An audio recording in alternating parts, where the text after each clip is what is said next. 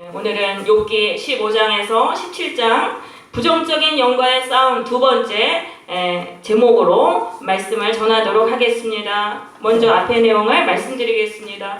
욥은요, 부정적인 영의 지배를 받게 됐습니다. 그래서 독선과 교만과 불신앙에 빠졌다라는 그런 내용이 되겠습니다. 자, 이제 15장부터는 욥과 세 친구들의 두 번째 논쟁이 시작되는 부분입니다. 15장에서 이제 대만 사람 엘리바스가 대답합니다. 욥의 말을 듣고 대답합니다. 2절입니다. 지혜로운 자가 어찌 헛된 지식으로 대답하겠느냐? 어찌 동풍을 그의 복부에 채우겠느냐? 이 헛된 지식이라는 건 뭐냐면은요, 친구들의 말을 막 무시하고 내가 하나님보다 옳다라는 그런 독선적인 그런 말을 말하는 것입니다. 그러니까 욥이 지금 그렇게 말하는 거 보니까 욥은 지혜가 없다는 거예요. 하나님보다 내가 옳다. 친구들이 주는 말을 다 무시하고 이렇게 하는 건 욥은 지혜가 없다라는 말입니다. 어찌 도움이 되지 않는 이야기로 그렇게 변론하겠느냐. 참으로 너는 하나님 경외하는 일을 그만두었구나. 하나님 앞에 묵도하기를 그치게 하는구나. 이거는요, 묵도는 기도예요. 너는 이제 하나님께 기도하는 거 완전히 버렸구나. 이제 그런 뜻이 되겠습니다. 그러면서 막 이제 야단을 치는 거예요. 그러면서 내 제약이 내 입을 가르치나니 내가 간사한 자의 혀를 좋아하는구나. 너를 정죄하는 것은 내가 아니요 내 입이라. 내 입술이 내게 불리하게 증언하였느니라. 지금 욥 안에 있는 죄악이 가득해가지고 그 죄악이 욥으로부터 그런 말을, 헛된 말을 하게 했다는 말을 하는 것입니다. 그러니까 욥 안에 부정적인 영이 가득하니까 욥의 입에서는 그런 말밖에 나올 수가 없어요. 그러니까 사람 안에 어떤 영이 있느냐가 중요합니다. 우리가 부정적인 영이 가득하면 부정적인 말을 하게 됩니다. 그렇지만 예수님을 믿고 성령을 받으면은 성령은 진리의 영이에요. 그러니까 진리가 우리 마음에, 진리의 영이 계시면은 진리의 말을 하는 것입니다.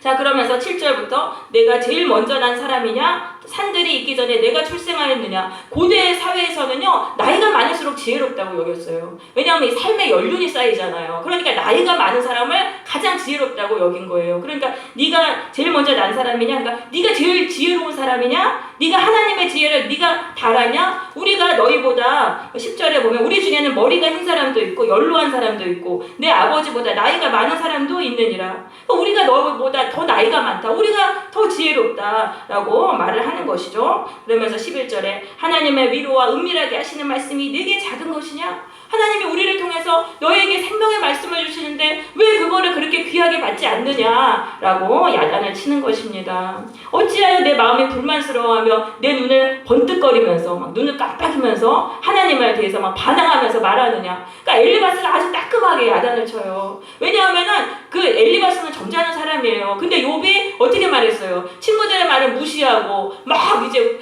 비난하고 막 이렇게 말하니까 엘리바스도 그런 식으로 그렇게 반응을 했던 것입니다. 그래서 가는 말이 고와야 오는 말이 고운 것이죠. 그러니까 우리 주보의 잠언 15장 1절 말씀 읽습니다. 시작. 유순한 대답은 분노를 시대하여도 과격함을 누를 동동하느니라. 네, 유순한 대답, 부드럽게 말하면은요, 그 분노가 안 나와요, 사람에게. 그런데 과격한 말, 상처 주고 공격하는 말을 하면은 그 노를 격동해가지고 서로 싸우게 된다. 여러분, 말은 새로운 세계를 만들어내는 것입니다. 그래서 내가 과격한 말을 하면은 상대방도 과격한 말을 해서 싸움의 세계로 들어갑니다. 그래서 절대 내가 먼저 그런 말을 하면 안 되는 거예요. 그래서 욥이 먼저 그런 말을 했기 때문에 엘리바스도 이렇게 말하면서 싸움으로 들어가게 되는 것이죠. 그러면서 14절에 사람이 어찌 깨끗하겠느냐? 여인에게서 난 자가 어찌 의롭겠느냐? 그러니까 사람은 하나님 앞에서 모두 죄인이라는 거예요. 네가 의롭다고 하는 그 독선을 버리라는 말을 하는 거죠. 그러면서 17절에서 이제 내가 너에게 지혜를 알려주겠다라고 말해요. 이는 곧 지혜로운 자들이 전하여 준 것이니 그들의 조상에게서 숨기지 아니하였느니라. 이 땅은 그들에게만 주셨으므로 의인은 그들 중에 왕래하지 못하였느니라. 외인은 그들 중에 왕래하지 못하였느니라. 어떤 마을이 지혜로운 사람만 사는 그 마을이 있는데 내가 거기 가서 알게 된 그 귀한 지혜, 귀한 진리를 너에게 알려주겠다라고 말을 해요. 그러면서 20절부터 말하는 게 무슨 말이냐면 악인은 평생 고통당한다는 거예요. 악인은 잠시만 번영을 누리다가 한순간에 망해가지고 고통당한다. 그러니까 이건 뭐냐면은요, 엘리바스가 욥을 좀 정죄하는 거예요. 네가 못되게 살아서 이렇게 된 거야. 한마디로 이제 이렇게 말하는 거예요. 네가 못되게 살아가지고 네가 악하게 살아서 지금 이렇게 고난을 당하는 거야. 이렇게 말을 이제 하는 것이죠. 그러니까 이게 그 사람들은 그래요. 고난 자체를 싫어하기 때문에 고난당한 사람을 다 무시하고 정죄합니다. 그러니까 고난당한 사람을 좀 도와주려고 했다가 이 사람이 말 안 듣고 뻗팅기고 반항하면은 막 공격하고 정죄합니다. 그래서 사람들한테는 답이 없어요. 사람들은 답이 없어요. 근데 우리는 예수님께 가야 됩니다. 예수님은요, 고난당한 자를 불쌍히 여겨주세요. 그리고 죄인도 고쳐주세요. 죄인도 용서하시고 죄에서 풀어주시고 고쳐주세요. 그래서 우리는 고난당할 때는요, 이 세상에 답이 없어요. 세상 사람들은 그냥 다 무시하고 네가 그냥 그렇게 살아서 그런 거야, 네 팔자야, 막 해답이 없어요. 그러니까 우리는 교회에 나와서 예수님 앞에 나와가지고 내 죄를 회개해야 되는 것입니다. 자, 이제 엘리바스는요, 1차 변론 때는 엘리바스를 통해서 이제 하나님이 이렇게 하면은 구원해 주겠다는 구원의 어떤 말씀을 주셨는데, 이번에는 그런 말이 하나도 나오지 않아요. 막 이제 비난하고 정죄하는 말만 나와요. 그러니까 하나님은 엘리바스를 통해서 구원의 말씀을 주시지 않는 거예요. 왜냐하면 욥이 지금 3번이나 말씀을 다 거부했잖아요. 엘리바스를 통해서 귀한 말씀 주셨죠. 빌닷을 통해서, 소바를 통해서 3번이나 주셨는데 그 말씀을 다 거부하고 순종하지 않으니까 하나님은 이제 말씀을 주시지 않는 거예요. 그래서 우리가 하나님이 나에게 말씀을 주셨을 때 그 말씀에 순종하고 그걸 귀하게 여기고 순종해야지 계속적으로 말씀을 주세요. 그렇지 않으면 말씀을 안 주시는 거예요, 하나님이. 그러니까 이 말씀이 이제 생명의 동아줄이에요. 우리가 지금 이렇게 다 있는데 말씀을 통해서 생명의 동아줄을 내려주시는데, 그거를 내가 딱 붙잡고 순종하고 매달리는 사람은 그 고난에서 건짐을 받아요. 근데 이제 생명의 동아줄을 몇 번이나 내려주셨는데 그걸 무시하고 안 붙들잖아요. 그러면 이제 그 생명의 동아줄이 내려오지 않는 거예요. 그래서 우리가 하나님의 말씀을 나에게 주셨을 때 귀하게 여기고 정말 순종하려고 몸부림을 쳐야 되는 것입니다. 또 주시겠지. 에이, 오늘은 순종 안 하면 다음번 들여서 순종하면 되지. 그렇지 않아요. 그 다음에는 이제 말씀이 들려지지 않게 되는 것이죠. 자, 그래서 16절부터는 이제 욥이 엘리바스의 말에 대답을 합니다. 이 엘리바스의 말을 듣고도, 엘리바스가 그랬잖아요. 너는 왜 우리를 통해서 주시는 하나님의 말씀을 듣지 않느냐, 귀담아 듣지 않느냐. 근데 뭔가 좀 깨달아야 되는데 욥은 전혀 깨달은 마음이 없어요. 독선이 가득하니까 그게 안 들리는 거예요. 그러니까 이 엘리바스랑 말을 전혀 받아들이지 않고 오히려 엘리바스를 공격하고 막 싸우려고 합니다. 그러니까 사람이 독선적으로 되잖아요. 그러면 다른 사람을 내 말을 전혀 받아들이지 않고 나만 옳다 그래요. 나만 옳다 그러고 나한테 뭐라고 하는 사람한테 막 싸우려고 그러고 공격적으로 되는 거예요. 이게 독선적인 사람의 특징입니다. 16장 1절 보시겠습니다. 욥이 엘리바스의 말에 대답하여 말합니다. 이런 말은 내가 많이 들었나이니 너희는 나 재난을 주는 위로자들이구나. 야, 너희들 똑같은 말만 하는구나. 내가 수없이 들어서 지겹다 지겨워 막 이렇게 말하는 거죠. 너희들은 재난을 주는 위로자다. 고통을 주는 위로자라는 거예요. 그러면서 4절에 나도 너희처럼 말할 수 있다. 나도 고난을 안 당했다면은 나도 너희처럼 정말 막 너희를 조롱하면서 그렇게 할 수 있지만 그래도 나는 안 했을 것이다. 그래도 나는 너희를 위로했으리라 라고 이제 말을 하는 거예요. 그러니까 욥은 지금 뭐가 섭섭하냐면 친구들이 자기를 위로해주지 않은 거, 그게 섭섭한 거예요. 그러니까 그 친구들이 어떤 말을 해도 안 받아들이는 거예요.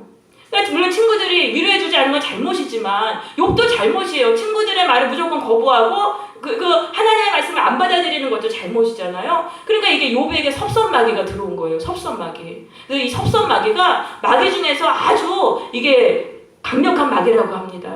그래서 우리는 섭섭한 마음이 들어올 때 그 사람이 무슨 말을 해도 다 안 듣는 거예요. 그래서 꽁하면 안 돼요. 이 섭섭한 마음을 버려야 돼요. 그 사람이 나한테 좀 잘못했지만 거기에 꽁해가지고 살면 내 인생 다 낭비하는 거예요. 꽁하지 말고 그 사람에 대해서 용서하고 이렇게 그걸 마음을 풀 수 있어야 되는 것입니다. 그래서 6절에서 내가 말하여도 내 근심이 풀리지 아니하고 잠잠하여도 내 아픔이 줄어들지 아니하리라.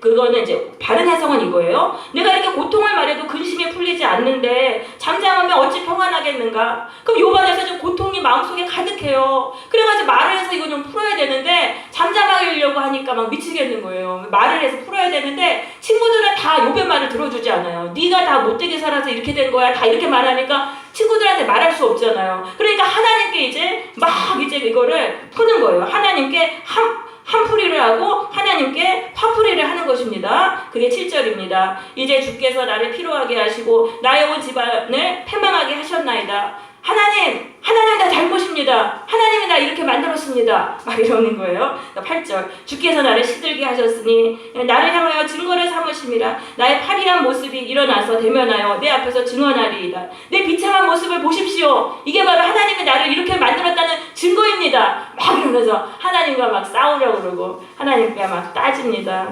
근데 이거는요 기도가 아니고 한풀이에요. 한풀이고 화풀이하는 거예요. 이거는요 하나님의 이름을 모독하는 거예요. 이런 기도를 우리가 들으면 안 돼요. 우리 주보에 있는 출애굽기 20장 7절 읽어보시겠습니다. 시작. 여호와는 그의 이름을 망령되게 부르는 자를 저주하지 아니하리라. 네, 이렇게 기도를 하면서 하나님께 화풀이를 하고 한풀이하는 거는 하나님의 이름을 망령되이 부르는 것입니다. 함부로 부르는 것입니다. 죄 없다 안 한다는 건 하나님께 심판을 받게 된다는 그런 말씀이죠. 그러니까 하나님께는 절대 우리가 이런 기도를 드리지 말아야 되는 거예요. 그래서 9절에서 하나님은 나에게 진노해서 원수같이 나를 여기시고 10절에 무리들은 친구들이죠. 나를 향해서 입을 크게 벌리면서 조롱하고 나를 대적하는구나. 그러니까 너무 지금 욥은 하나님하고도 막히고 사람들하고도 막히고 너무 고통스러워요. 근데 하나님이 나를 악인에게 넘기시며 해각자의 손에 던지셨구나. 근데 이 모든 일을 하나님이 다 하신 거라고 생각하니까 너무너무 지금 속상한 거예요. 그러니까 지금 욥은요 지금 어떻게 생각하냐면 과거와 현재에만 집중하고 있어요. 하나님은 나를 파괴하셨다. 여기에 이제 매여가지고 과거와 현재에만 집중하고 있는데 이러면 아무 소망이 없어요. 신앙은요 여러분 미래를 보는 것입니다. 과거와 현재를 보면은 답이 없어요. 이 고통의 상황에서 어떻게 빠져나올 수 있어요? 근데 하나님은 나의 기도를 들어주신다. 하나님은 나를 축복하신다. 이걸 믿으면서 미래를 보는 거예요. 내 미래에 복된 그거를 마음속으로 그리면서 그것을 계속 기도하며 나가는 거예요. 그럴 때 우리의 미래가 변화가 되는 것입니다.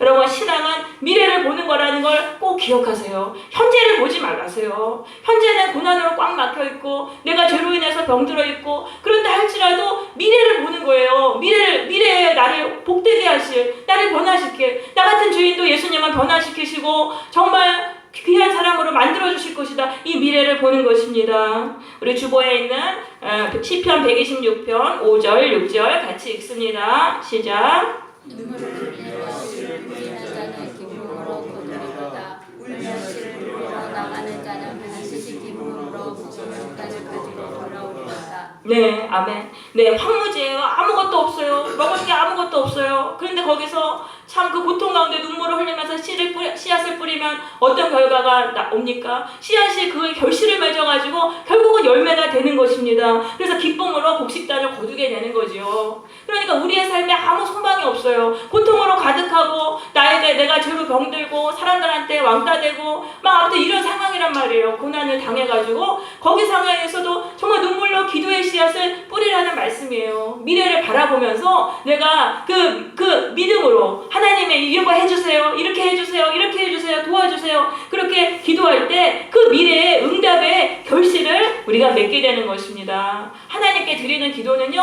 절대로 그냥 없어지는 게 아니에요. 하나님께 기도하는데 이거 시간 낭비만 하는 거 아니야? 이렇게 생각하시면 안 돼요. 하나님은요 그 기도를 반드시 들으시고 그 기도에 대해서 어떻게든 변화의 역사가 일어나는 것입니다. 이거를 꼭 믿으시고요. 우리가 이 기도의 씨앗을 꼭 뿌리시길 바랍니다. 미래를 바라보시면서 하나님은 나를 파괴하시는 분이 아니고 나를 축복해 주시고 내 편이시고 나를 도와주시는 분이시라는 믿음으로 꼭 기도하세요. 욥기 8장 7절에 이렇게 말씀합니다. 내 시작은 미약하였으나 내 나중은 심히 창대하리라. 기도를 시작했을 때 너무 약했어요. 왜냐하면 너무 고통을 가득하고 너무 힘들었어요. 그랬는데 기도를 계속하고 나니까 그 결과 심히 창대하게 된다. 하나님이 기도에 응답해 주셔서 상황이 막 바뀌고 역전이 일어나고 강하게 되고 이런 일들이 일어난다는 말씀이 되겠습니다. 네, 17절로 가보겠습니다. 그러나 내 손에는 포악이 없고 나의 기도는 정결하니라. 요거 지금 불평불만으로 가득 차서 막 이렇게 하나님께 한풀이 하면서 내 손에는 포악이 없고 불의가 없다는 거예요. 나는 잘못한 게 이만큼도 없다는 거예요. 나의 기도는 정결하니라. 지금 이렇게 하나님과 한풀이 기도를 드리면서도 이 기도는 바른 기도다 이렇게 생각하고 있어요. 그러니까 내가 의롭다고 여기면은 내 잘못이 하나도 안 보이는 거예요.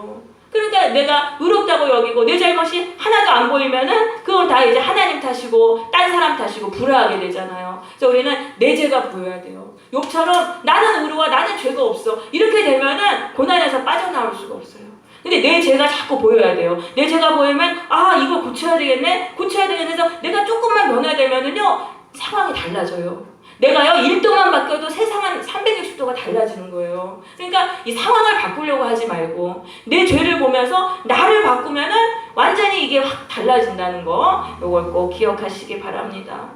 그러면서 18절에 땅아 내 피를 가리지 말라, 나의 부르짖음이 쉴자리를 잡지 못하게 하라. 지금 이거는 이제 그 의로운 피가, 의로운 사람이 살인을 당해가지고 무지한 피가 흘려지면은 그 땅이 그걸 다 보잖아요. 사람은 못 봐도 땅은 보잖아요. 그 땅이 막 증거를 하는 거예요. 그렇게 해서 원수를 갚으라고 막 이제 증거하는 거예요. 그러니까 지금 이건 뭐냐면은 지금 욥이 하나님께 내가 대적을 당하고 사람들에게 대적당하는 이 고통을 땅은 다 본다는 거예요. 그래서 땅이 그걸 다 증거하라는 거예요. 증거하는데 누구한테 하냐 하면은 19절 지금 나의 증인이 하늘에 계시고 나의 중보자가 높은 데 계시니라. 그러니까 하나님 말고 또 다른 구원자한테 그걸 좀 증거해서 그 사람이, 그 구원자가 좀 이걸 풀어달라고 이렇게 말을 하는 것입니다.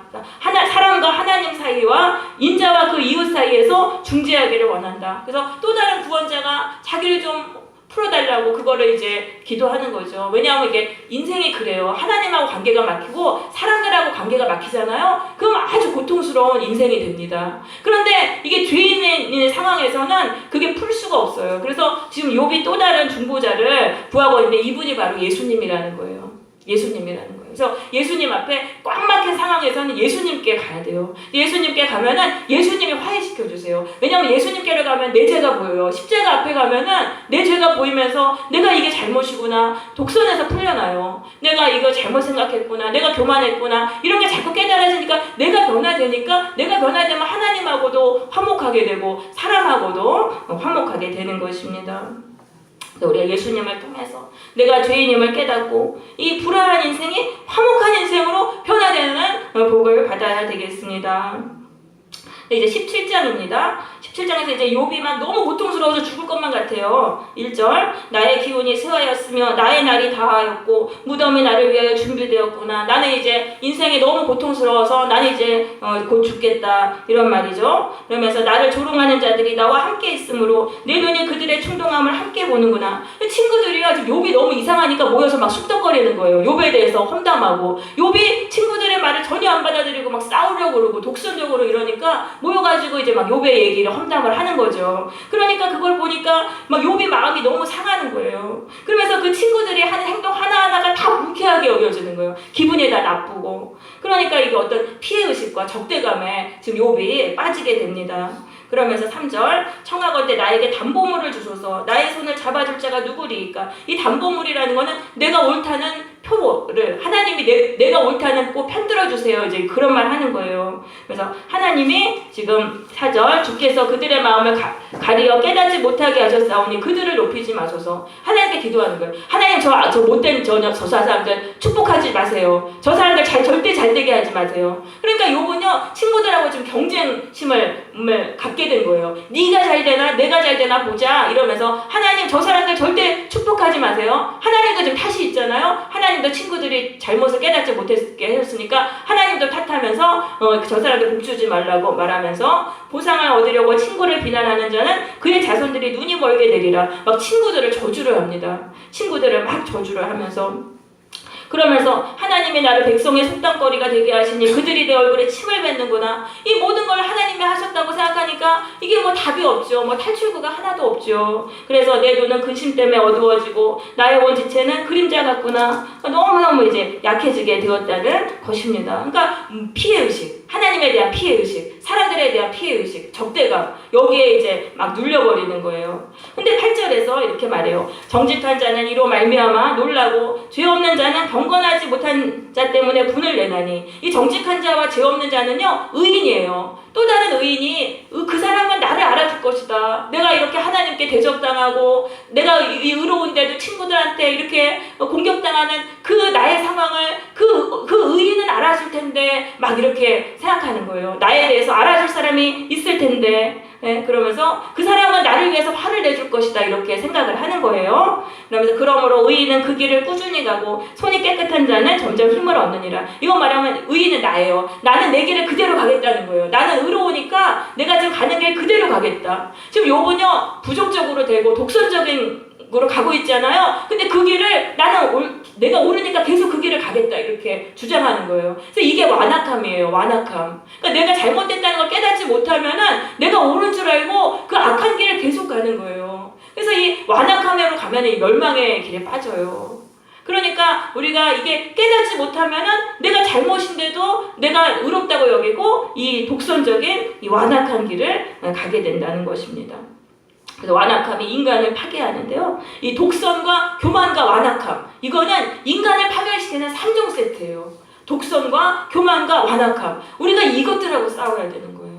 이게 바로 우리의 인생을 파괴한다는 것을 깨달아야 되겠습니다. 10절 너희는 모두 다시 올지니라 내가 너희 중에서 지혜자를 찾을 수 없느니라. 야 너희들 가라. 너희들 진짜 너 아는 거 하나도 없으니까 가서 공부 좀 하고 나중에 다시 와라. 이런 식으로 하면서 이제 소통을 하지 않고 요건 점점 이제 외골수가 되면서 또 11절부터 16절부터는 그냥 아무 소망이 없잖아요 인생에. 그러니까 죽고 싶다 이렇게 하면서 이제 고백을 내는 것입니다. 끝내는 것입니다.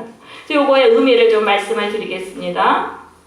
자, 욥이요 고난을 통해서 부정적인 영이 들어왔는데 거기서 이제 독선이 생겨가지고 강해지니까 사람들과의 관계가 파괴되었다는 거예요. 사람들에게 피해의식을 느끼고 적대감을 느끼게 되면서 이제 은둔형 외톨이로 이제 들어가게 된다는 그런 말씀이죠. 그런데 이거는 욥 안에 있는 부정적인 영 때문에 이런 결과가 온 거예요. 그러니까 우리는 이걸 알아야 돼요. 내가 사람들하고 자꾸 관계가 사람들한테 피해의식 느껴지고 막 적대감이 생기고 사람들 만나기 싫고 이럴 때는 이게 사람들의 탓이 아니고 내 안에 있는 부정적인 영 때문이구나. 요거를 깨달아야 돼요. 그리고 예수님의 보혈로 이 부정적인 영을 계속 씻어달라고 기도해야 돼요. 얘만 떠나면 돼요. 얘만 떠나면은 내가 고침을 받아요. 부정적인 영이 사라지니까 하나님에 대해서도 신앙으로 반응하고 사람들에 대해서도 나쁘게 해석이 안 되고 좋게 이렇게 생각이 돼요. 그래가지고 인간관계가 회복이 되는 것입니다.